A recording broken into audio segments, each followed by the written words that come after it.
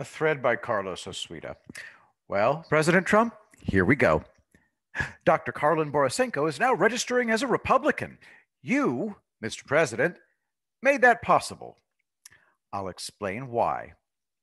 Link in the thread.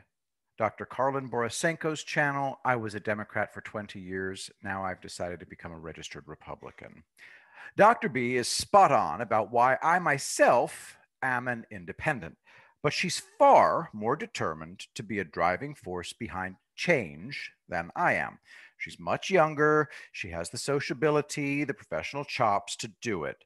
She's a people person. As I've said many times before, I'm not a misanthrope. The only reason I'm a hermit is that every single time I venture outside my four walls, some frigging predator's radar picks me up and they find me. The world's best psychiatrist told me when I was about Dr. B's age that this was my fate. I give off the target vibe because I was conditioned to do so.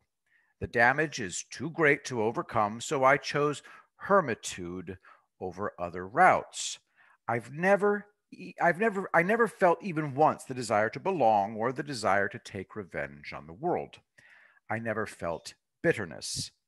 This is a great analysis, even though I found the movie extremely boring. YouTube video in the description. Taxi Driver, a study of masculinity and existentialism. Carlos continues.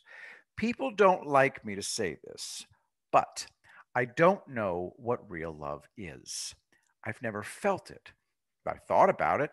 I thought I felt it, but since all my true loves were merciless game playing psychopaths, obviously I felt a perversion of love. When you say you've never felt love, people think that means you're unfeeling. Far from it.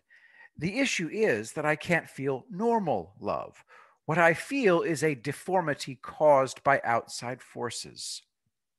But so what? Life is not a matter of holding good cards, but of playing a poor hand well. Robert Louis Stevenson. I have a good life.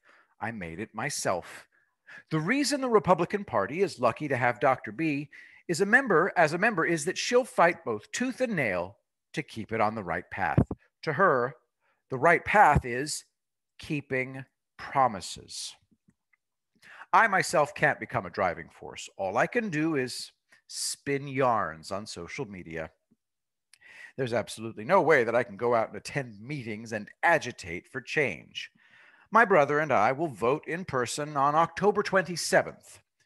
We've been told to expect an 8-hour wait. I'll have a folding lawn chair for my arthritis and an umbrella for the sun, and I'll be fine.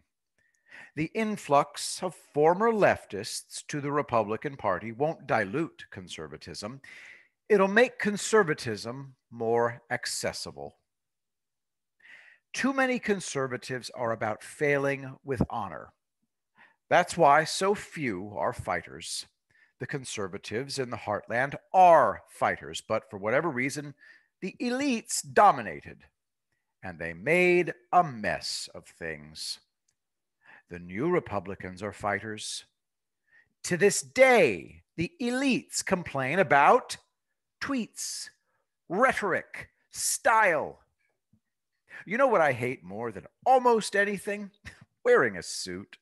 Your neck is constricted, and when you sit down, the cuffs of your trousers rise a full foot. The belt is cutting you in half when you sit. When you reach out, the sleeve of your jacket retracts so you look like you have gibbon arms.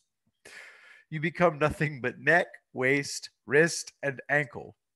You split your trouser seat if you try to be normal, and you get atomic wedgies. Now, suits are great for other people, just not me. I have to live exactly as I want, just to make it through each day. Each day of peace of mind pushes the past further away. We all do what we can. The influx of new blood will do the Republican Party a world of good.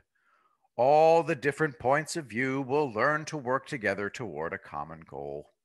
The great unifier? Donald John Trump. And that was the plan.